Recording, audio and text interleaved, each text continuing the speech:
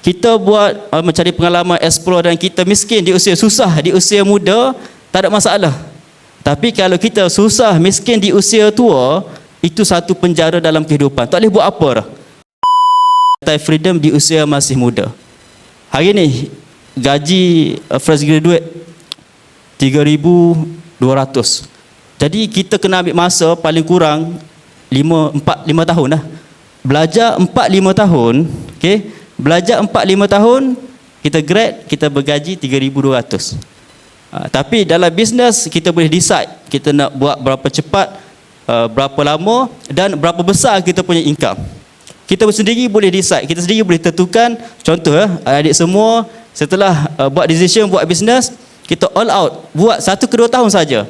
Nanti akan dengar kita punya share ini, mereka akan cerita bagaimana mereka buat bisnes public go 1 ke 2 tahun sudah ada income jauh lebih besar daripada orang bekerja makan gaji. Jadi tuan-puan, itulah betapa pentingnya kita kena buat decision, kena cari peluang semasa kita masih muda. Sebab kita kena ingat, masa muda ni hanya satu kali. Masa muda hanya satu kali, dan dia tak boleh berulang. Okey? Sekali saja masa muda. Jadi kalau kita terlepas, dah tak boleh undur. Jadi ambil peluang semasa masih muda ni, buat all out, membina kekayaan sebanyak mungkin, membina aset sebanyak mungkin.